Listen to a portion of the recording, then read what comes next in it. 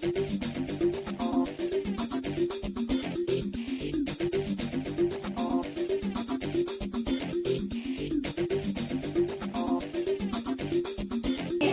meminta pendapat dari Ibu, karena tadi kan saya sempat mendengar di situ di kelas sebelah, di kelas anak ini menangis karena kelihatannya dia dihukum sama Bu Tati di bawah terik matahari. Di situ saya melihat anak itu berlutut sambil dia menangis.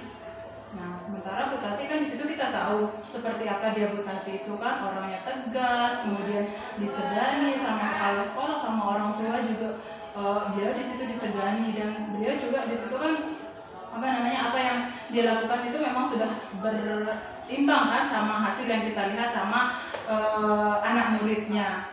Nah, tapi tadi saya melihat di situ kok seperti itu dia sama salah satu siswanya di sana, dan saya lihat juga di situ siswa-siswa yang lain yang berada di dalam kelasnya itu sambil melihat temannya yang dihukum itu, dia curi-curi pandang di situ, melihat temannya yang sedang menangis di bawah terik matahari. Nah, kalau menurut Ibu itu bagaimana sih sebenarnya pendapatnya Ibu tentang tindakan yang dilakukan oleh Bu Tati itu? Terima kasih. Menurut pendapat saya, kalau kita lihat kesehariannya dari Bu Tati, ya memang betul-betul ya kita kagumi juga. Kenapa? Karena Bu Tati merupakan seorang guru yang patut kita teladani, karena dia adalah guru yang rajin, kemudian bekerja keras, kemudian apa yang dilakukan sama Bu Tati itu seimbang dengan prestasi yang dibuat dengan nilai anak-anaknya terutama sekali. Kemudian sekarang kalau kita lihat kasus yang terjadi di kelasnya atau di kelas anak binaannya Bu Tati ini, memang kita juga tidak bisa menyalahkan Bu Tati, karena kita tahu kita belum tahu apa sih penyebabnya kenapa anak itu dihukum. Kenapa anak itu dihukum kemudian di bawah sinar matahari begitu. Nah, namun melihat keadaan yang demikian, maka kita sebagai seorang guru, apalagi di sini saya yang berdekatan kelasnya, otomatis ada empati lah sama anak itu. Namun kalaupun saya punya empati, saya tidak bisa bertindak gegabah, karena ada yang punya wewenang di kelas itu. Nah, namun sebelum kita ya berbicara dari hati ke hati sama Bu Tati, kita tanya dulu sama anak itu.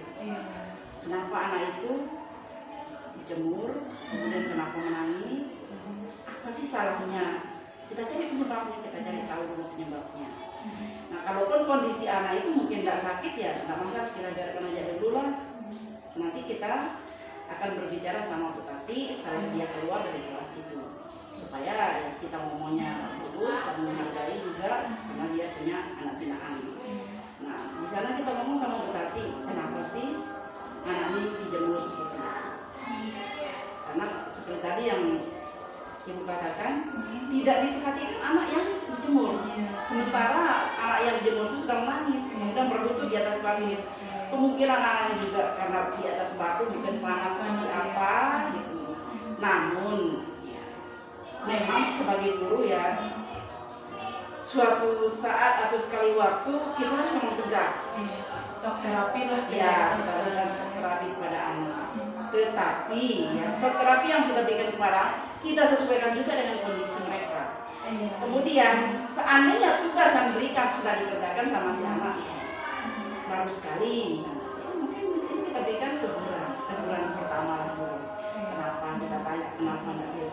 Kemudian teguran kedua, misalnya kalau dia tidak boleh, kita tegur lagi kedua kalinya. Kita cari dulu kenapa. Karena masing-masing guru binaan atau wali kelas itu sama sebenarnya. Dia sama tugas kita semua guru untuk melihat kasus anak, kenapa sih anak itu seperti ini. Cari dulu dong kenapa anak itu. Jadi kita jangan begitu anak nggak buat tugas langsung kita hukum, sebenarnya nggak boleh. Bukan itu aturannya. Harus kita cari tahu dulu kenapa sih kamu nggak, tanya dulu ya, kenapa kamu nggak buat tugas ini. Ya oke lah, ampuni itu baru sekali. Kemudian yang kedua kalinya diulangi lagi, cari lagi kenapa, kita gali lagi masalah yang dialami sama siswa. Berarti kendala yang mereka alami. kita nggak tahu, tidak mengerjakan ya, tugas. kita nggak tahu kan di rumah seperti apa. Oh iya, iya benar. Yang awalnya dia rajin, tapi kok sekarang udah begini kan, harus tahu kita juga. Anak yang sukanya ceria sekarang dia sukanya melamun, harus kita cari tahu dulu juga. Kita nggak bisa sok langsung ngejudge anak kamu begini. Itu nggak boleh. Nah, jadi di sini sebagai seorang guru juga ada kebijakan, kemudian ada juga yang namanya kita sebagai guru, gimana kita memberikan empati kepada si anak, kemudian cari masalahnya dulu, selami dulu apa masalahnya, kemudian di sana baru kita cari alternatif permasalahan itu sendiri. Tapi sekarang kita kembali lagi kepada kasus anak ini yang kelas 5. Nah, kita cari tanya dulu. Setelah kita tanya, kalau kondisi anak itu masih sehat dulu. Kita nggak bisa sekarang suruh anak itu kembali ke tempat yang mau, nggak bisa. Karena itu sudah anaknya Bu Tati. Nah, begitu dia keluar ke Tati, baru kita ngomong sama Tati. Berarti ibu nanti akan menyamperi anak yang dihukum tadi itu. Kita tanya dulu kenapa kamu diginikan, kenapa kamu dihukum, jadi tahulah dulu.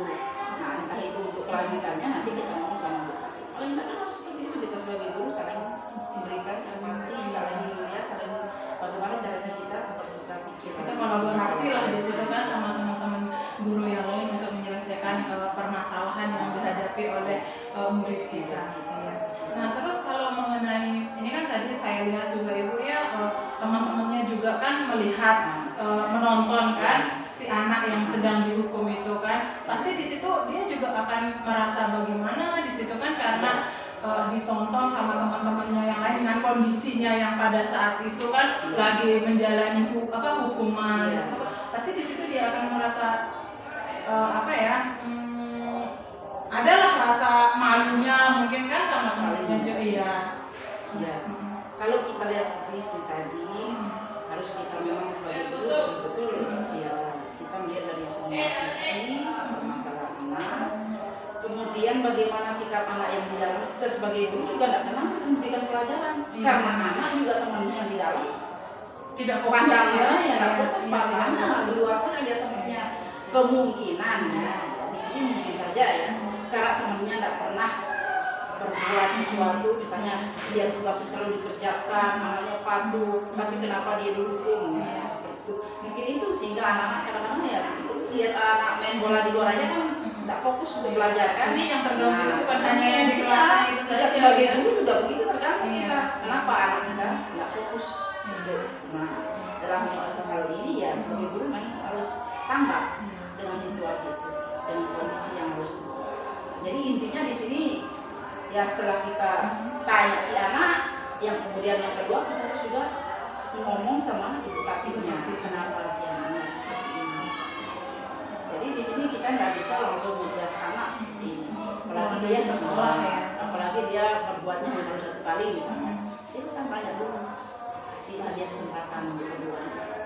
Besoknya lagi, kenapa dia seperti itu, sampai ke 3 kali misalnya dia seperti itu terus misalnya. Cari, dalami lagi masalahnya kenapa anaknya seperti ini. Berarti dari dua belah pihak di situ kita akan mencari soalnya ya, dari si anak bersama si temennya, temennya juga nggak cukup dari temannya. Tanya kenapa sih orang tuanya, kenapa anak kita begini. Kalau seandainya misalnya ada guru BP, ada guru bimbing, kenapa ngomong, sehingga jadi anaknya bisa cepat ditangani. Ya mungkin tidak masalah sekolah, tapi masalah di keluarganya, kenapa bisa jadi seperti itu sebenarnya. Jadi di sini ya kita sebagai ibu tati ya memang dia harus tegas, tetapi juga di samping ketegasannya dia juga harus lihat kondisi bagaimana caranya menangani masalah itu sendiri. Jadi tidak cukup dengan egonya sendiri ya. Baik, itu saja, terima kasih Ibu Uki atas waktunya. Mohon maaf saya sudah mengganggu aktivitasnya Ibu. Terima kasih. Assalamualaikum warahmatullahi wabarakatuh.